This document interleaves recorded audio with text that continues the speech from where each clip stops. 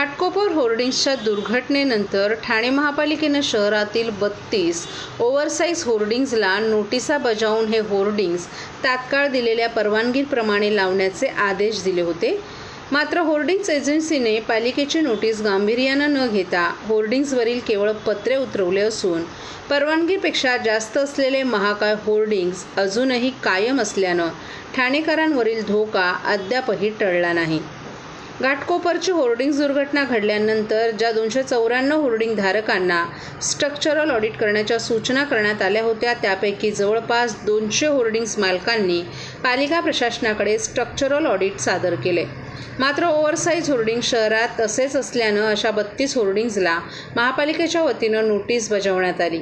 या नोटीसमध्ये महापालिकेनं ज्या साईजपर्यंत होर्डिंग्ज उभारण्याची परवानगी दिली आहे त्याच साईजचे करण्यात यावेत अशा सूचना दिल्या होत्या। यामध्ये MSRDC, रेल्वे आणि ST महामंडळाच्या क्षेत्रात असलेल्या होर्डिंगची साईज कमी करण्यासंदर्भात देखील पत्र दिलं होतं।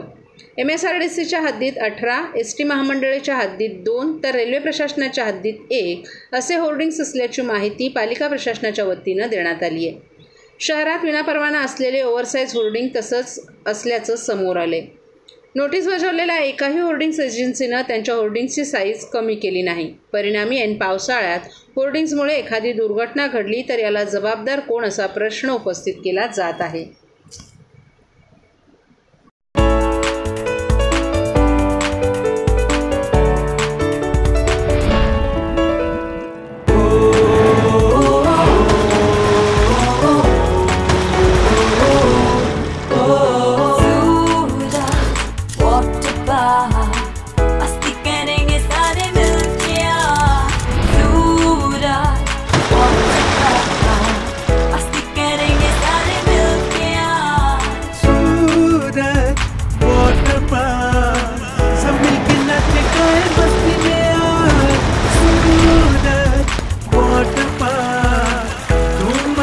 सब मिलके आज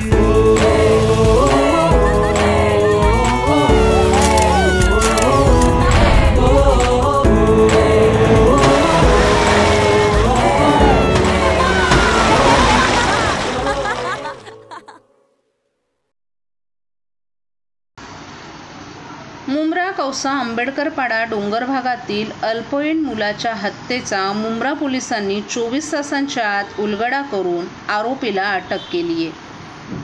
8 जून रोजी बिजलुद्दीन मंसूरी यांनी त्यांच्या अल्पवयीन मुलगा मेहताब बिजलुद्दीन मंसूरी वय वर्ष 14 हरवल्याची तक्रार दाखल केली होती। त्यांच्या तक्रारीनुसार 6 जून रोजी सायंकाळी 6 वाजता त्यांचा मुलगा हरवल्याचं सांगण्यात आलं होतं। तपासादरम्यान मुंब्रा पोलीस स्टेशनचे सहाय्यक पोलीस निरीक्षक संपत चव्हाण यांना गुप्त माहिती मिळाली की अपहृत मुलाचं शव आंबेडकरपाडा पाणेरीपाडा डोंगराच्या झाडाझुडपांमध्ये आढळलं। घटनास्थळी पोलीस पथकानं तपास करून शव पोस्टमॉर्टमसाठी छत्रपती शिवाजी महाराज हॉस्पिटल कळवा येथे पाठवलं।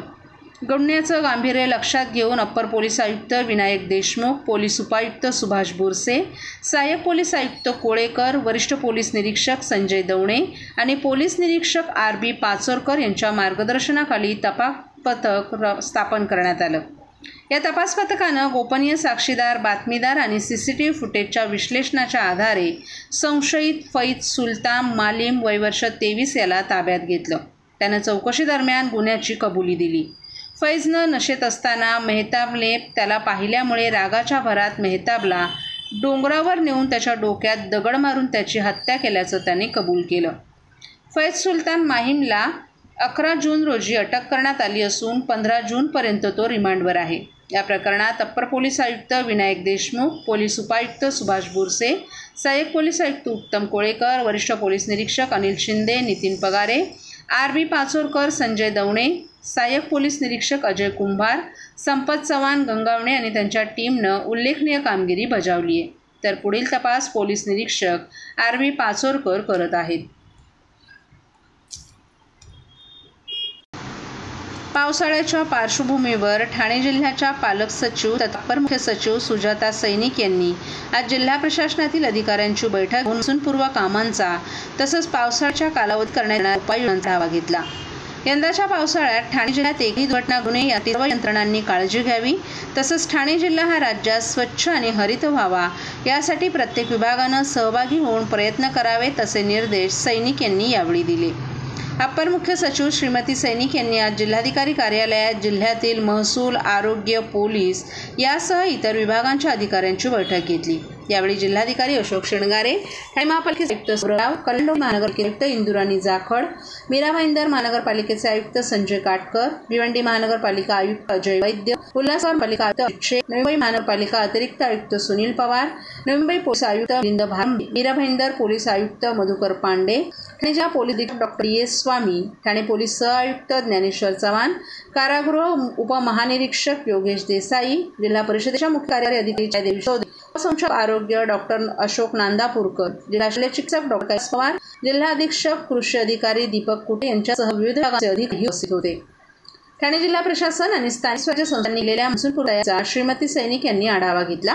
यावेळी रस्त्यावरील खड्डे, इमारती, होर्डिंग्ज, नाले, सफाई, आरोग्य सुविधा यांची माहिती घेऊन श्रीमती सैनिक यांनी जिल्ह्यातील होर्डिंगचा आढावा घेऊन धोकादायक नियमानुसार नसलेली होर्डिंग तातडीने काढून टाकण्याची कार्यवाही करावी असं सांगितलं।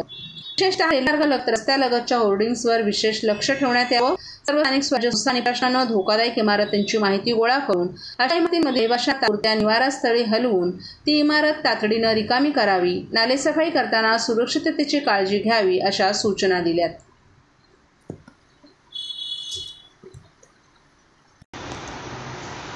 ससूनघर गावापाशी MMRDAच्या माध्यमातून सुरू असलेल्या पाईपलाईनच्या कामासाठी खोदलेल्या बोगद्यात घडलेल्या दुर्घटनेची आज मुख्यमंत्री एकनाथ शिंदे यांनी प्रत्यक्ष घटनास्थळी जाऊन पाहणी केली।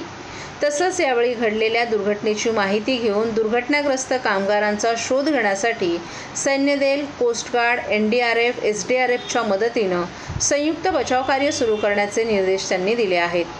वर्सोवा खाडीनजीक MMRDAच्या माध्यमातून L&T कंपनीकडून सुरू असलेल्या बोगद्याच्या कामावेळी जमीन खचून संरक्षण भिंत कोसळल्यानं JCB operator Rakesh Yadav JCB सकट गाडला गेला।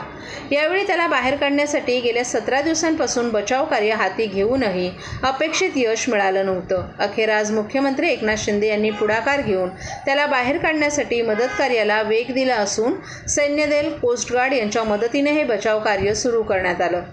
त्या दुर्घटनाग्रस्त व्यक्तीला बाहेर काढण्याला प्राधान्य देण्यात येणार असल्याचं त्यांनी प्रसिद्धी माध्यमांशी बोलताना सांगितलं। सैन्यदल आणि कोस्टगार्ड यांचा अनुभवाचा फायदा घेऊन या कामगाराला लवकरात लवकर बाहेर काढण्यासाठी शक्य ते सारे प्रयत्न करण्यात येतील असंही त्यांनी सांगितलं। दरम्यान MMRDAच्या साईटवर घडलेल्या दुर्घटनेच्या चौकशीचे आदेश देण्यात आले असून त्यात जो दोषी ठरेल त्याच्यावर नक्की कारवाई करण्यात येईल असंही मुख्यमंत्री एकनाथ शिंदे यांनी स्पष्ट केले। यावेळी मुख्यमंत्र्यांनी राकेश यादव याच्या कुटुंबियांची स्वतः भेट घेऊन त्यांचं सांत्वन केलं। तसंच घडलेली दुर्घटना दुर्दैवी असून सरकार आपल्या सोबत असल्याचं सांगून त्यांना आश्वस्त केले। त्यांना 50 लाखांची मदत देण्यात येईल।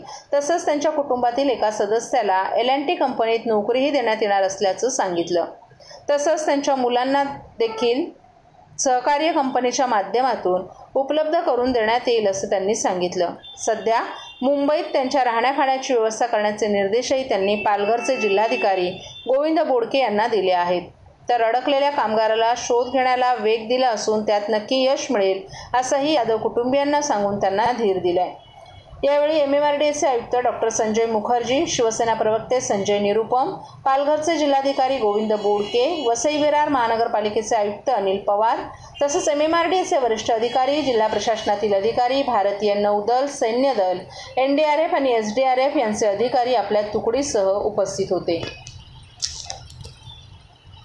सर्व नागरिकांना आवाहन करण्यात येत आहे की सध्या डासांमार्फत पसरणाऱ्या डेंग्यू या आजाराचा प्रसार रोखण्यासाठी प्रत्येकाने पुढील प्रमाणे कार्यवाही करावी। डेंग्यू आजार एडिस इजिप्ती हा डास चावल्याने होतो। या डासांची पैदास साचलेल्या किंवा साचवलेल्या स्वच्छ पाण्यामध्ये होते। 8 दिवसांपेक्षा जास्त दिवस पाणी उघडे व साचून राहिल्यास त्यात डास अंडी घालतात। अंड्यांच्या अळ्या तयार होऊन पुढे डास तयार होतात। यासाठी आपल्या घरातील पाणी साठे उदाहरणार्थ बॅरल्स, पिंपे, टाक्या, हौद, रांजणे इत्यादी दर आठवड्याला रिकामे करून घासून पुसून कोरडे करून पुन्हा भरावे। 1 दिवस कोरडा दिवस म्हणून पाळावा। पाणी साठ्यांना घट्ट झाकणे बसवावीत किंवा जुनी साडी, चादर, धोतर यांनी बांधून झाकून ठेवावीत, म्हणजे डास त्यात जाऊन अंडी घालणार नाहीत.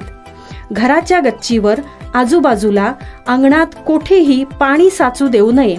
भंगार सामान उघड्यावर टाकू नये. उदाहरणार्थ टायर्स, प्लास्टिक सामान, कुंड्या, टाकाऊ वस्तू इत्यादी. अशा सामानात पावसाचे पाणी साठून त्यात डेंग्यूच्या डासांची पैदास होते. घरातील कूलर्स, फ्रीजच्या पाठीमागील ट्रे हे देखील वेळोवेळी कोरडे करावेत. लक्षात ठेवा, नुसत्या फवारणीने डास घनता कमी होत नाही, तर त्यासाठी डास पैदास ठिकाणे नष्ट करणे ही आपल्या सर्वांची जबाबदारी आहे. कोणताही ताप अंगावर न काढता जवळच्या शासकीय रुग्णालयात मोफत औषधोपचार घ्या. अशा प्रकारे नागरिकांनी सहकार्य केल्यास डेंग्यूचा प्रसार रोखणे सहज शक्य आहे.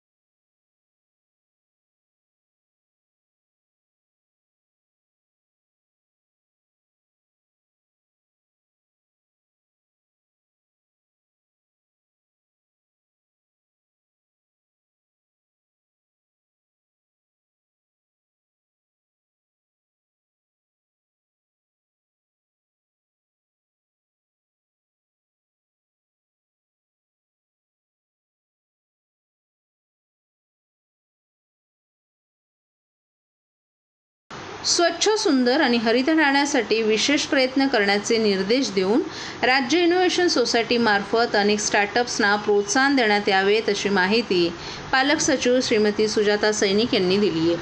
अशा स्टार्टअपची मदत घेऊन ठाणे जिल्हा स्वच्छ सुंदर करून राज्यात आघाडीवर असावा, यासाठी सर्वांनी योगदान द्यावं. पादरांना सुरक्षितपणे चालता यावे, असे रस्ते असावेत. तसंच रस्त्यांच्या कडेला शोच्या झाडांऐवजी सावली देणारी झाडं लावण्यात यावीत. झाडांवरील लाइटिंग तातडीनं काढून टाकण्यात यावेत. पावसाळ्यात झाडे पडून अपघात होतात, ते टाळण्यासाठी शास्त्रीय पद्धतीनं नियमितपणे वृक्षछाटणी होईल याची दक्षता घ्यावी. रस्त्यांची सफाई योग्य रीतीनं होईल याकडे लक्ष द्यावं. तसंच सफाई कर्मचाऱ्यांची उपस्थिती डिजिटल स्वरूपात करावी. पाणी साचणाऱ्या सकल भागांची तातडीनं माहिती मिळवण्यासाठी त्या ठिकाणी सेन्सरचा वापर करावा. तसंच पाणी साचत असल्यास त्या संबंधीची माहिती नागरिकांपर्यंत वेळेत पोहोचवण्यासाठी यंत्रणा तयार ठेवावीत, असे निर्देशही सुजाता सैनिक यांनी दिले आहेत. पावसाळ्याच्या कालावधीत स्थानिक स्वराज्य संस्थांबरोबरच जिल्हा प्रशासन आणि पोलीस प्रशासनाचे नियंत्रण कक्ष अव्याहतपणे सुरू ठेवावेत. या ठिकाणी प्रत्येक विभागाचा कर्मचारी असेल याची दक्षता घ्यावी. नियंत्रण कक्षात जमा होणाऱ्या माहितीचा वापर सुयोग्यपणे करण्यासाठी AI आणि मशीन लर्निंग तंत्रज्ञानाचा वापर करावा. तसंच पोलीस विभागाचे CCTV कॅमेरे सुरू असतील याची दक्षता घ्यावी. आणखीन CCTVची आवश्यकता असल्यास जिल्हा नियोजनाकडून निधीसाठी प्रस्ताव पाठवावे. रस्ते सुरक्षेसाठी महामार्गावर धोकादायक स्थळांची माहिती घेऊन सार्वजनिक बांधकाम विभाग, महामार्ग प्राधिकरण, महापालिकेच्या सहाय्यानं योग्य उपाययोजना कराव्यात, अशा सूचनाही श्रीमती सैनिक यांनी यावेळी दिल्या. ठाणे जिल्ह्यात ई-ऑफिसचा प्रभावीपणे वापर करण्याच्या सूचनाही त्यांनी केल्या आहेत. ठाणे जिल्हा प्रशासन तसंच स्थानिक स्वराज्य संस्थांनी कार्यालयीन नसती पत्रव्यवहारासाठी ई-ऑफिस प्रणालीचा प्रभावी वापर करावा. राज्यात ई-ऑफिस प्रणालीचा 100% वापर करणारा ठाणे जिल्हा व्हावा, यासाठी सर्वच विभागाने प्रयत्न करावेत, असं आवाहन देखील यावेळी श्रीमती सैनिक यांनी यावेळी केलं.